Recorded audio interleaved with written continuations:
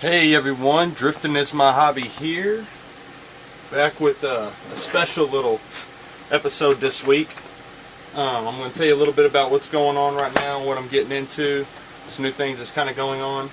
And then I'm going to start into the new video of how to winterize your nitro and your electric for the snow time and the winter time, of course, when it's cold. The next video after this will be putting up for storage for you guys that don't like to run through the winter time, your nitro vehicles that is. And I'll get a how to store maintenance on that. That'll be next week's video. But this is number 5 on the RC help tips. So I hope you guys enjoy. Alright, got any questions or comments, leave them down below. Check out the other videos. Don't forget to subscribe. Okay? First off, what I've been doing is I've been getting ready for carpet season. It starts the second week in October, the second Saturday in October. So that's not too far off. Today being September, September 19th being today. And y'all will be seeing this video September 20th, of course. But as you see, I'm getting my late models ready to go here. This is I did a little review on these if you guys haven't seen them. I set them up for carpet. As you see, I've got 4 of them here that I get prepared and ready to race. If you want any more info or details on the carpet racing scene and what guys is racing, the specs and all that stuff, just leave some comments down below and I'll hit you guys back as soon as I can. Alright, so let's go ahead and move on. Prepare your car for snow. What can you do in winter if you live where outdoor RC is impossible? Pack up your nitro RC equipment and go cold turkey until warm weather arrives? I think not, right? Winter can be a fun time to blast around a parking lot or backyard with a nitro-powered RC vehicle, but you have to prepare for this. Getting ready to run in snow and cold weather requires more than simply wrapping a set of earmuffs around your cranium and tossing on a sweater to stay warm. You must prepare your nitro vehicle if you want it to survive. Here's how. If you want it to survive. So first we'll do with the electronics prep. RC electronics are the most vulnerable to cold. When snow and ice are subjected to engine heat, they melt into the electrical components' worst enemy, water. To protect your components, seal them completely against moisture. Alright, here's what I recommend. I'm going to go ahead and pull out one of these nitros real quick. Move this stuff out the way.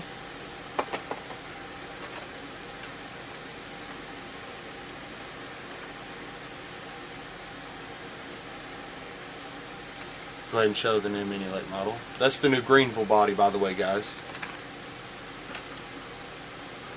Okay, pull out one of the nitros here. I don't know if you can see it, but I'm going to try to get us in closer. Okay, do away with the shell. Alright, let's say this is an HPI RS4, of course. Older style. I like them. I got 3 or 4 of them laying around. The receiver's on top, right? Say that you want to run it through cold and on the street and all that fun stuff. First thing I recommend is getting a balloon, which I bet I don't have one right off the top. Usually I like to show my demonstrations, but for the matter of the fact, I'll just have to go on without it. So what I would do is I'd take the receiver, place it inside of a balloon with or actually, if you've seen Marker Beats Memory, of how to do your receiver stuff. Plug up your receiver if you don't have one already in there, and put a rubber balloon over the receiver, the wires, and see if you can get the wires to come back out the end of the balloon where it's tapered. What I would do is I would take a zip tie and put on the end of that balloon and zip it down, and use shoe glue or something like that, the silicone around the edges to seal it up. There's actually other ways, which I would suggest would be to get a pre-made RPM box that's already waterproof, or a Traxxas waterproof setup. You know, like the ones on the Slash, how they're waterproof. Something of that nature. So that's what I would do for that off the top. Next, let's talk about the servos. Of course, everybody's probably done did a lot of different things with servos. Like I said, I like to have demonstrations. You take your servo, you take either liquid tape or wet dip, and actually your silicone.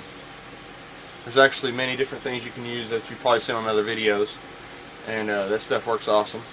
I've tried a little bit of it on some other stuff, so here's my suggestion, and it works pretty good for me because I do have tight spaces for my servos to fit into. I took like a little thin of silicone and took my finger and wiped the seals, wiped it around. I also got some O-rings, just popped it right over the top. Also sealed up the bottom, and of course definitely around this little garment there. You can see the rubber garment. You definitely want to kind of just seal that all up to the wires if you can. So that's pretty much what I would do.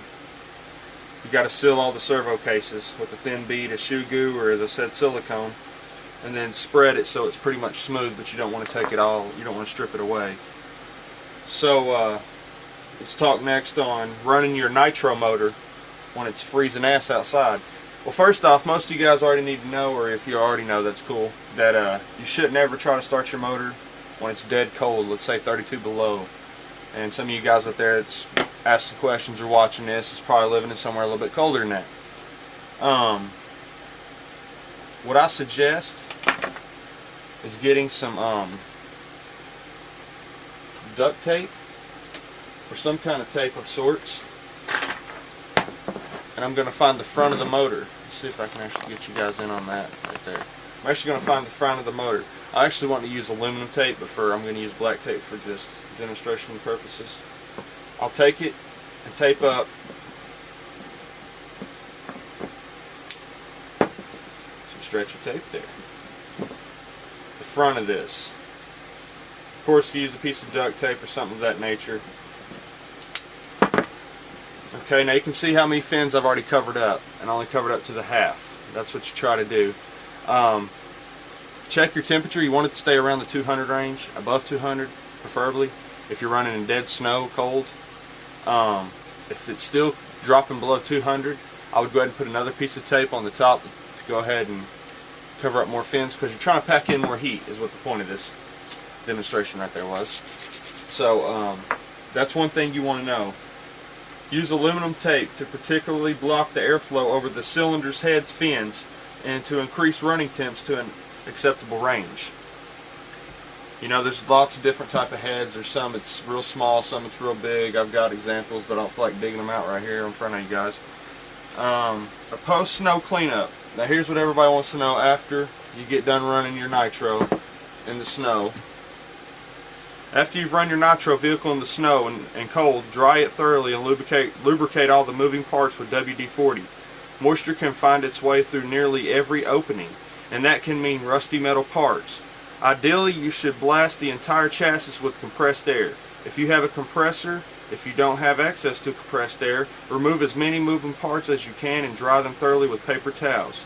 Next, spray WD-40 liberally all over the chassis and into moving parts and bearings, areas such as the axles, the hinge pins, ball ends, and all metal parts. That's important. I'd really remember that, guys. Next, remove the glow plug from the engine's cooling head and pour a few drops of after-run oil into the glow plug hole.